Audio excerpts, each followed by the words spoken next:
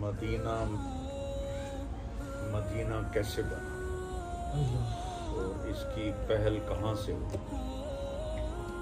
اللہ کے نبی کا فرمان ہے ما من نبی الا حج، ہر نبی نے حج کیا، بیت اللہ ہر نبی آیا۔ موسیٰ علیہ السلام اپنی قوم کے ساتھ جب حج کرنے تشریف لائے اور واپسی کا راستہ ان کا یہی تھا، تو ان کے صحابہ میں 3 شخص تھے، ایک کا نام تھا قریظہ، ایک کا نام تھا قینقاع، ایک کا نام تھا نذیر، ذوات کے ساتھ۔ یہاں سے گزر رہے تھے تو وہ تینوں علماء تھے، وہ آپس میں کہنے لگے لگتا ہے یہ وہ جگہ ہے جہاں آخری نبی آئیں گے، تو کیوں نہ ہم یہاں رہ جائیں۔ یہ جگہ کچھ بھی نہیں تھی، ایک وادی تھی، تو ہماری نسلیں یہاں رہیں گی، جب آخری نبی آئیں گے تو ان پر ایمان لے آئیں گے۔ تو انہوں نے موسیٰ علیہ السلام سے اجازت چاہی کہ ہم یہاں رہ جائیں، تو انہوں نے اجازت دے دی کہ ٹھیک ہے رہ جائیں۔ جب یہ والسماء ذات البروج میں جو واقعہ ہے کہ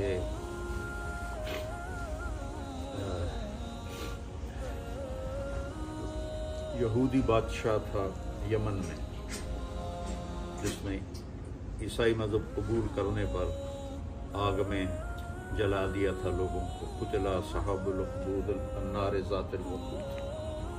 تو کچھ قبائل یہود وہاں سے خیبر گئے، بنو قریظہ یہاں آباد ہو گئے۔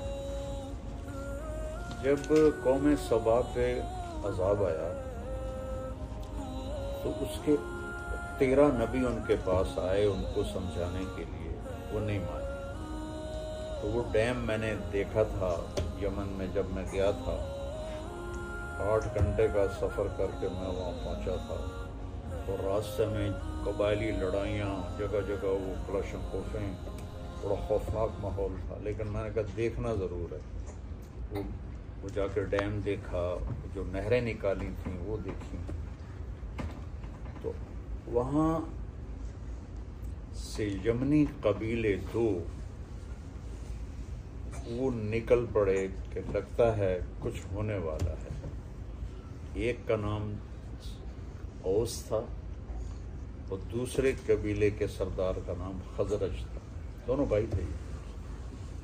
تو وہ چلتے چلاتے وہ یہاں مدینے میں آ کے آباد ہو گئے۔ جب یمن کا ایک بادشاہ تھا تبا، اس نے مدینے پہ آگے شام پر حملہ کرنا تھا، مدینے پہ جب وہ اٹیک کرنے لگا تو یہود کے علماء نے اس سے کہا یہاں آخری نبی آنے والا ہے، یہاں یہ کام نہ کرو، تمہیں نقصان ہو سکتا ہے۔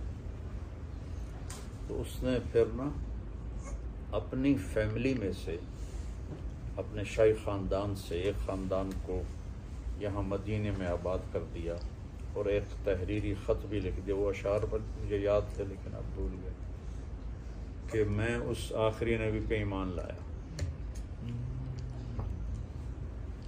تو وہ جس فیملی کو یہاں چھوڑ کر گئے تھے،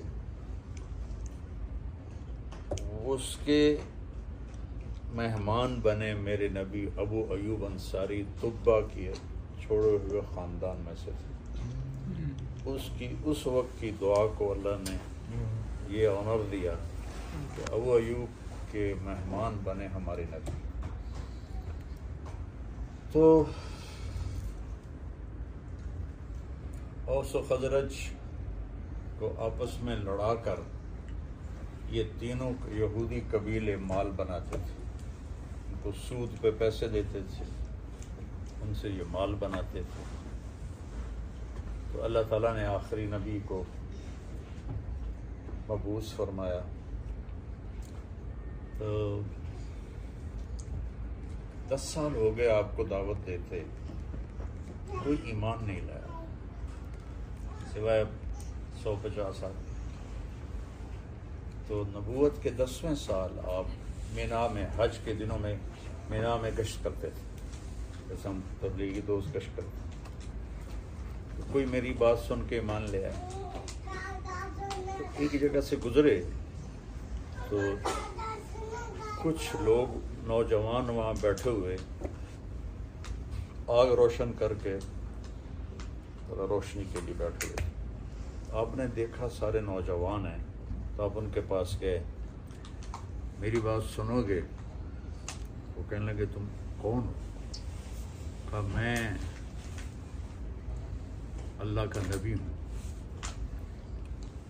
تو وہ ایک دوسرے کو دیکھنے لگے اور کہنے لگے یار وہ یہودی باتیں کرتے ہیں کہ ایک نبی آنے والا ہے، کہیں یہ وہ نہ ہو. تو آؤ اس کی سنیں. تو وہ تھے ابو الحسن بن تیہان، عبداللہ بن رواحہ، سعد بن الربیع، اسعد بن زرارہ، نعمان بن حارثہ، یہ وہ وہاں بیٹھے ہوئے تھے.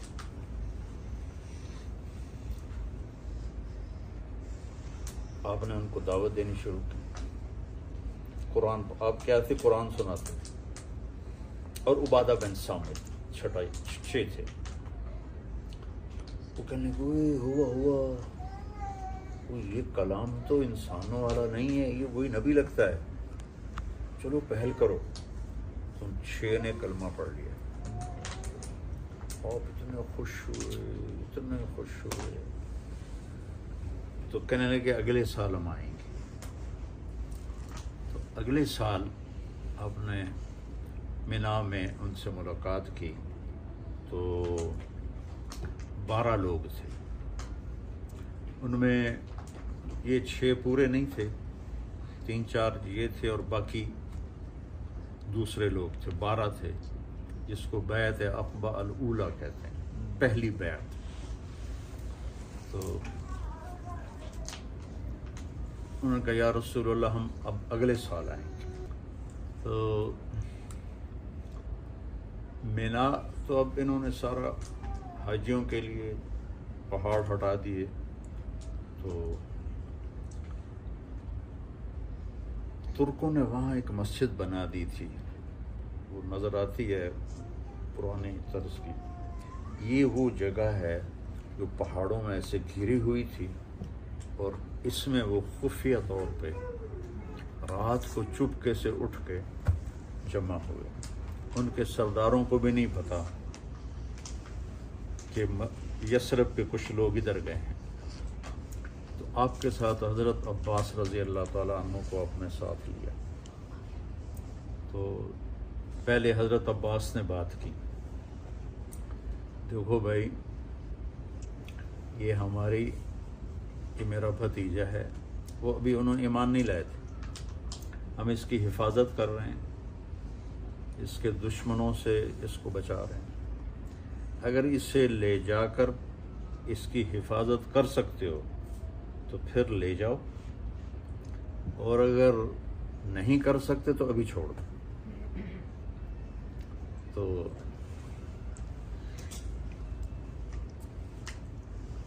اسد بن زرارہ رضی اللہ تعالیٰ عنہ کہنے لگے یا رسول اللہ، وہ جو پہلی بیعت میں شریک تھے، اجازت ہے میں جواب دوں؟ اور آپ کے چچا کی اس میں کوئی توہین بھی نہیں ہوگی. ہم نے کہا کہو. تو وہ کہنے لگے عباس چوڑیاں ہم نے بھی کوئی نہیں پہنی ہوئی. نحن ابناء الحرب کابرا عن کابر، ہم نسل در نسل جنگجو لوگ ہیں. وہ آپس میں جو لڑ رہے تھے 300 سال سے، ہم نسل در نسل جنگجو لوگ ہیں اور ہم کبھی پیٹھ پھیرنے والے نہیں ہیں. اور تم جانتے ہو کہ جسے قوم ٹھکرا دے اسے ہم قبول کر کے اپنا سردار بنائیں، یہ عرب کی ثقافت میں کتنی مشکل چیز ہے. تو اگر ہم نے اتنا بڑا فیصلہ کر لیا ہے تو آگے بھی ہم حفاظت کر کے دکھائیں گے. تو کہنے لگے یا رسول اللہ کیا شرائط ہیں آپ نے فرمایا تطیعون فی المنشط والمکرہ، ہر حال میں میری اطاعت کرو گے، جی چاہے یا نہ چاہے، خوشی کے ساتھ یا ناگواری کے ساتھ میری مانو گے، تنفقون علی فی العسر والیسر، تنگی میں اور خوشحالی میں میرے اوپر خرچ کرو گے، تمنعوننی کما تمنعون ابناءکم و اولادکم، میری حفاظت کرو گے جیسے اپنی اولاد کی حفاظت کرتے ہو، تأمرون بالمعروف وتنہون عن المنکر وتجاہدون فی سبیل اللہ، امر بالمعروف کرو گے، نیکی پھیلاؤ گے، برائی مٹاؤ گے، جہاد کرو گے، ولا تخافون فی اللہ لومۃ لائم، اور اللہ کے معاملے میں کسی کی لان تان کی پرواہ نہیں کرو گے، 5 شرط۔ تو انہوں نے کہا یہ ہم تیار ہیں۔ اسد بن زرارہ نے کہا یا رسول اللہ ہاتھ بڑھائیں، بیعت ایسے ہوتی تھی۔ تو ایک صحابی ہیں ان میں سے، مدینے والوں میں سے، ان کا نام بھی عباس ہے، لیکن عباس بن مرداس، یہ عباس بن عبد المطلب تھے، وہ عباس بن مرداس۔ پہلے سوچ لو کہ اگر ہاتھوں میں ہاتھ دے رہے ہو اس بندے کے تو تم پر پورا عرب حملہ کرے گا، اور تمہاری عورتیں بیوہ ہوں گی، تمہارے بچے یتیم ہوں گے، تمہارے مال لوٹے جائیں گے اور تمہارے اوپر قبضے کیے جائیں گے۔ اگر برداشت کر سکتے ہو بسم اللہ کرو، اگر نہیں کر سکتے ہو یہ سب ہونے والا ہے تو پھر ابھی چھوڑ دو۔ تو ابو الحسن بن تیہان نے پوچھا یا رسول اللہ، یہ جیسے عباس کہہ رہا ہے ہمارا بھائی، یہ سب کچھ ہمارے ساتھ اگر ہو جائے تو ہمیں ملے گا کیا؟ تو آپ نے فرمایا تمہیں جنت ملے گی۔ اب پھر تو کوئی سوچنے کی بات ہی نہیں۔ تو اسد بن زرارہ، ابو الحسن بن تیہان، دونوں میں ہوئی دوڑ کہ کون پہلے ہاتھ دیتا ہے۔ تو زیادہ یہ کہتے ہیں کہ ابو الحسن بن تیہان کا ہاتھ پہلے پڑ گیا، اسد بن زرارہ تھوڑا سا پیچھے رہ گیا، تو انہوں نے بیعت کی، پھر سب نے بیعت کی۔ حضرت ام منی اور ام عمارہ بھی آگے بڑھیں، کہا نہیں میں عورتوں کو ایسے ہاتھ میں ہاتھ نہیں دیتا، تمہاری ویسے ہی بیعت ہوگی۔ تو عبداللہ بن رواحہ کہنے کہ یا رسول اللہ کر دیں حملہ مکے پر ہم؟ آپ نے کہا نہیں، ابھی مجھے اس کا حکم نہیں ہوا، ابھی تم خاموشی سے چلے جاؤ۔ وہ گئے تو شیطان نے پہاڑ کے اوپر کھڑے ہو کر ایک زوردار آواز لگائی، مکے والوں تمہارے خلاف یثرب والوں نے سازش کر دی۔ یہ آواز قریش نے سنی اپنے کانوں کے ساتھ۔ تو جب صبح ہوئی تو انہوں نے مدینے کے سردار بلا لیے، اب کیا سازش کرو، کیا سازش کرو؟ ان کو پتہ ہی نہیں تھا کہ سارا کام تو نوجوانوں نے کیا۔ تو وہ کہنے کی کون سی سازش؟ کہا آواز آئی، ہم نے سنی کہ ہمارے خلاف تم لوگ سازش کر رہے۔ کہا ایسی تمہارے کان بج گئے ہوں گے، کچھ بھی نہیں، ہم تو کوئی بھی ایسا مسئلہ نہیں۔ تو چلتے وقت صحابہ مدینے والوں نے کہا یا رسول اللہ پھر اب آئیں نا ہمارے پاس۔ آپ نے کہا جب اللہ کا حکم آئے گا تو میں آ جاؤں گا۔ تو اس حج کے بعد آپ نے ہجرت کی اجازت دی، تو صحابہ نکلنے لگے، ایک دو، کوئی چھپ کے کوئی کھل کے۔ حضرت عمر رضی اللہ تعالیٰ عنہ نے جب ہجرت کا ارادہ کیا تو زرہ پہنی اور ہتھیار سجائے اور بیت اللہ کا طواف کیا، اور کہنے لگے جو یہ چاہے کہ اس کے بچے یتیم ہو جائیں اور بیوی اس کی بیوہ ہو جائے تو آ جائے، میں جا رہا ہوں۔ کسی کو جرت نہیں ہوئی اٹھنے کی، سورے سے دم بخود۔ تو ابو بکر صدیق نے اجازت مانگی تو کہا نہیں۔ تو انہوں نے کہا کیا میں آپ کے ساتھ ہوں؟ آپ نے کہا ہاں۔ تو وہ رونے لگے۔ تو 27 सफ़र नबूवत का 13वां साल, 27 सफ़र नबूवत का 13वां साल आप हज़रत अबू बकर के पास आए कि, और ये जुमरात का दिन था कि आज मुझे हिजरत की इजाज़त मिल गई है। तो वो कहने लगे या रसूलुल्लाह, मैंने एक ऊँटनी पाल के रखी है, इस दिन के लिए वो मैं आपको गिफ्ट करूँगा, जिस जो मशहूर ऊँटनी कसवा। तो आपने कहा नहीं, मैं गिफ्ट नहीं लूँगा, मैं पैसे अदा करूँगा, ये अल्लाह का रास्ता है। तो इधर कुरैश का आपस में मशवरा हो रहा था, भाई हम इस तंग हो गए शख्स से, तो उसका किस्सा निपटाएं, क्या करें।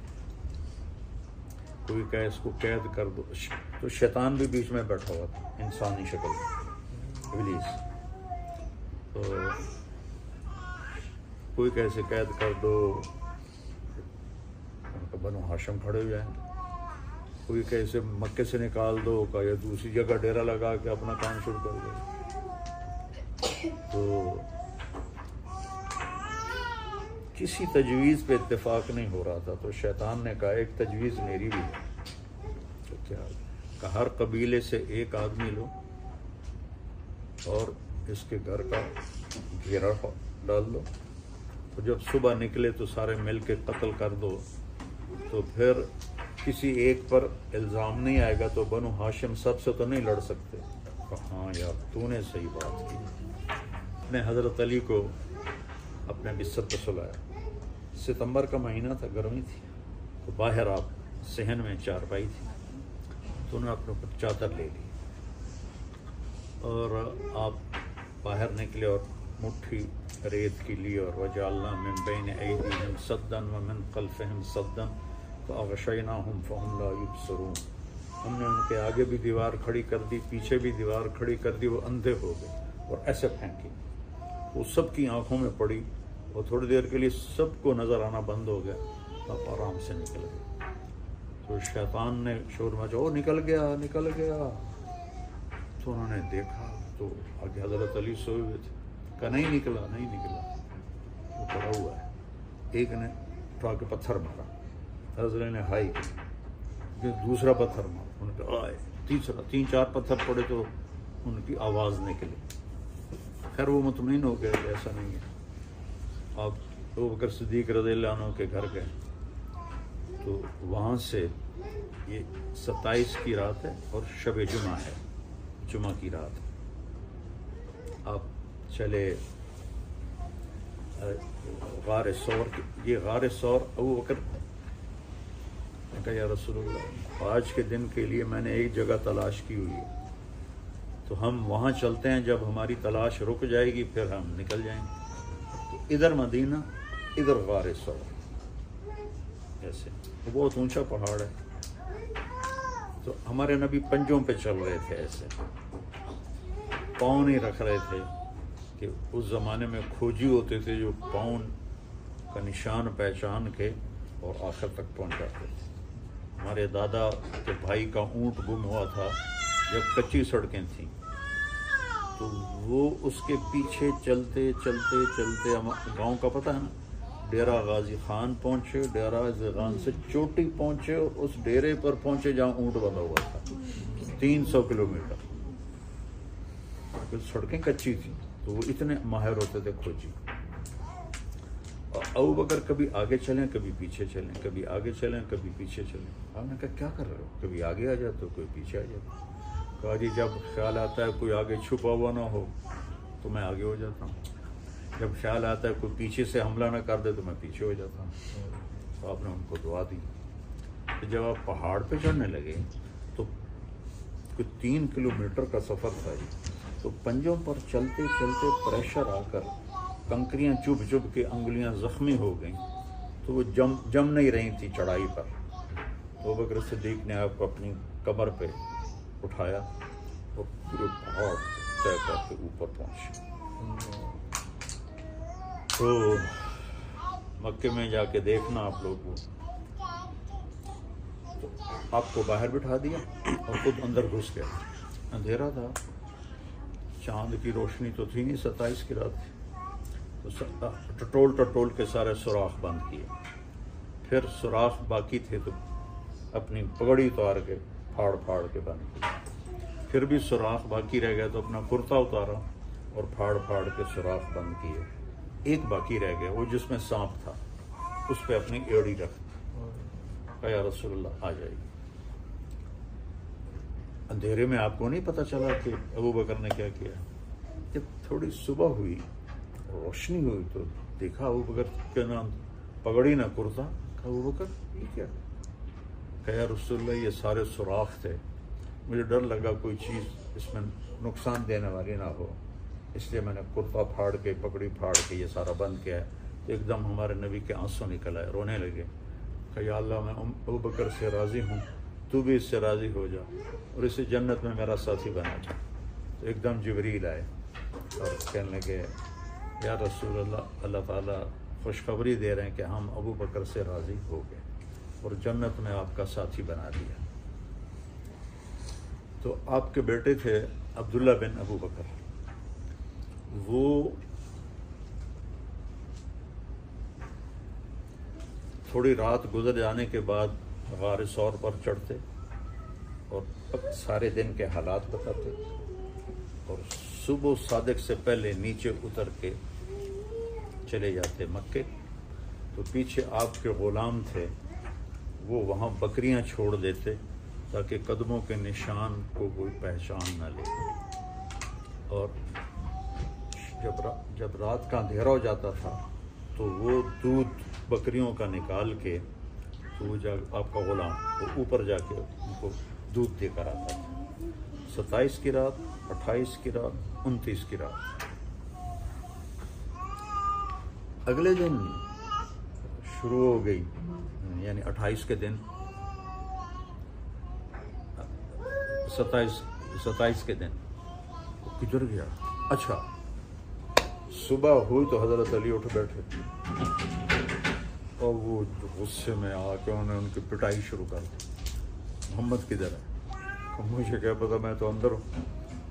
کہنے لگے ہمیں شک رات کو ہی پڑ گیا تھا کہ یہ محمد نہیں ہے، کیونکہ ہم اسے جتنے بھی پتھر مارتے تھے وہ ہائے نہیں کرتا تھا اور یہ ہر پتھر پہ ہائے کر رہا تھا، تو ہمیں شک پڑ گیا تھا کہ یہ محمد نہیں کوئی اور ہے۔ تو پھر انہیں ایک دم چاروں طرف پھیل گیا، اور وہ کھوجیے تھے، وہ آپ کے پنجوں کو پہچانتا غار ثور کے اوپر لے کر آیا۔ آگے اللہ کے حکم سے ایک مکڑی نے، اللہ نے ایک بیل نکالی ایسے، اس کی شاخیں بن گئی، اس میں مکڑیوں نے جالے تن